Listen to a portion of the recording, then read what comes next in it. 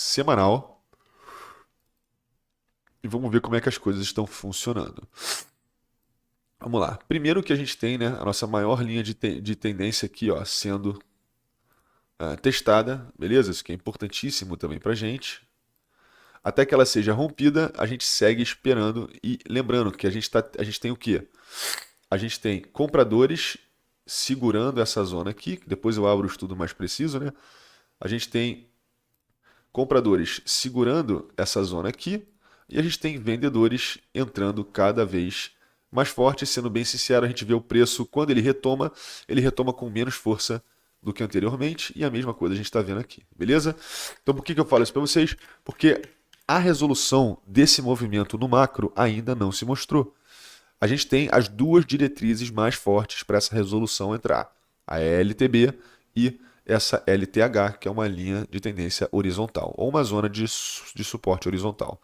Beleza? A gente ainda segue aqui com três drives de divergência, o que para mim segue reforçando a leitura de que é muito possível a gente observar um bounce relativamente gordo, estopando todo mundo, testando inicialmente os 22 e alto, entre os 21.700 e os 22 e alto, e posteriormente entre os 24.300 e os 25, como sendo, ao meu ver, o mais alto que a gente consegue ir até que o mercado procure uma decisão.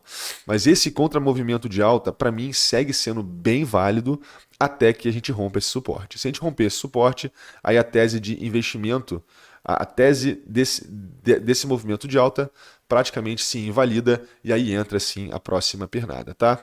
E agora, lembrando que a tendência é de baixa, você sempre deve esperar que a tendência mais forte siga acontecendo. A gente já tem sinais mostrando pra gente que esse índice de força relativa já indica essa força. Esse fundo, na teoria, pelo índice de força relativa, é mais fraco do que esse fundo, que veio mais baixo do que esse. Inclusive, então, olhando debaixo do capô, essa força escondida sim ainda reside aqui, tá? Bem importante a gente pensar nisso. Outra coisa, a gente tem um dumpzinho que já entrou aqui, está segurando a gente aqui embaixo, que é justamente essa divergência de urso escondida nesses dois topos aqui. A gente está olhando mais para o curtíssimo prazo, tá? Relembrar é viver. Nesse exato momento, o nosso estocástico retorna aqui para baixo. Ainda não enxergo nenhuma divergência. A possível divergência que eu vejo no estocástico é exatamente essa divergência de fundos aqui, tá? É bem possível que essa divergência de fundos também entre na jogada de acordo com essa zona aqui, que nem a gente vê no próprio... Por que essa linha tá gorda assim? Por isso que a gente vê também no próprio índice de força relativa também esses drives de divergência, tá? Bem interessante, bem pertinente pra gente, porque essas divergências elas podem demorar um pouco mais para acontecer, mas elas não falham. O exemplo que eu sempre dou, que para mim é o mais latente, é esse exemplo aqui, ó. Vou pular pro diário de repente, né? Pode ser o exemplo desse topo aqui, ó. Tá vendo? Aqui, ó. Muitas pessoas olharam isso aqui e falaram, meu Deus, agora já vai romper. E aí, olha só como é que a divergência já está valendo ao longo de todos esses topos aqui, ó. A gente tem vários drives, tem de topo a topo, de topo a topo. Aqui já começa a perder força, e dá para ver o porquê, né? Depois a mesma coisa, ó, topo mais alto aqui, ó, topo mais baixo aqui. Perdeu os 60 aqui, ó, do índice de força relativa, um abraço.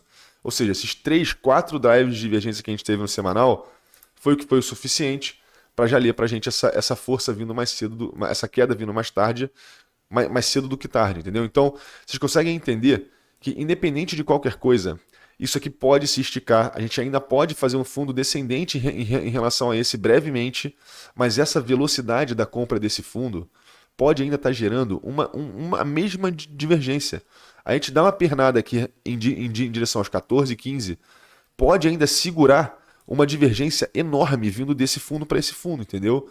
E isso, para mim, traz a mesma leitura desse fundo sendo encontrado. Nem de longe eu posso afirmar para vocês que esse fundo chegou agora, absolutamente agora, mas da mesma forma eu pude avisar para mim mesmo lá atrás que esse topo aqui já estava sendo formado quando a gente começou a ver divergências tão claras entrando. Então, se a gente vai ter mais 1, 2 drives aqui, eu não sei, mas é uma questão de tempo até esse fundo ser encontrado, entendeu?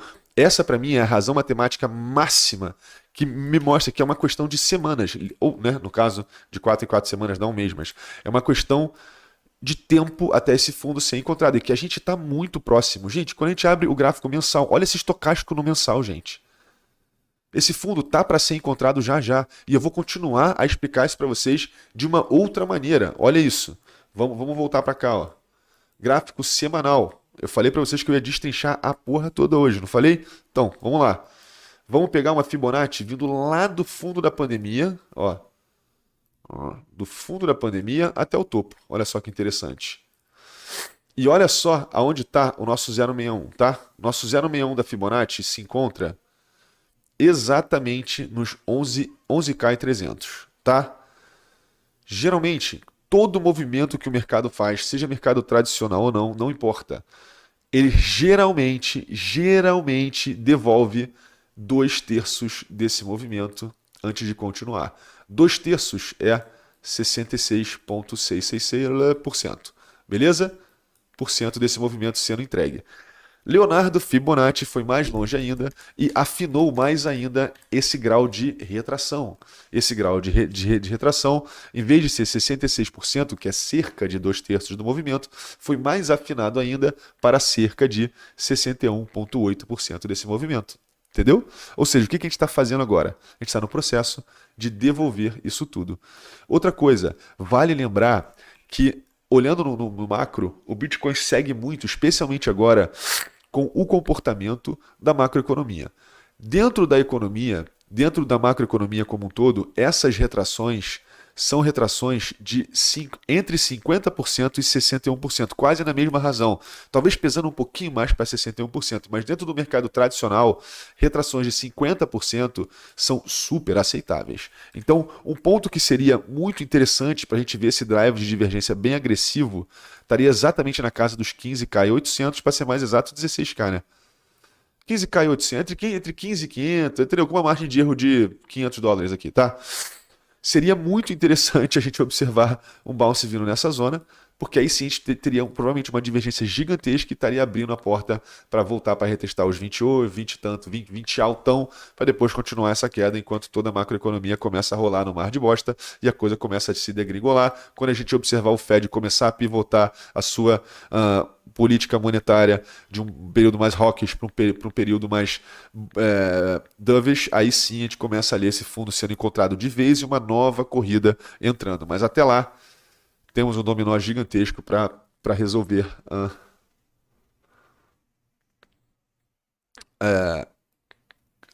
Perdão, é que é muito difícil ler o chat e não ratar a cabeça aqui. Não interromper o raciocínio. Rapidinho. Não, perfeito, cara. Vamos dar uma olhada nesse OBV também.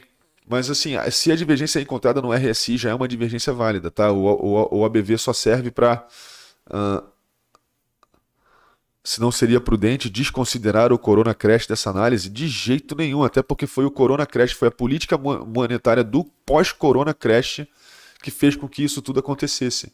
Fala família, tudo bom? Passando para lembrar vocês que finalmente o nosso curso saiu, um programa de aproximadamente 120 aulas que trata absolutamente tudo a respeito do universo de cripto e como operar esse mercado. Ficou interessado? Manda bala que o link está aqui na descrição do vídeo junto com um cupom com descontaço para sua compra, tá?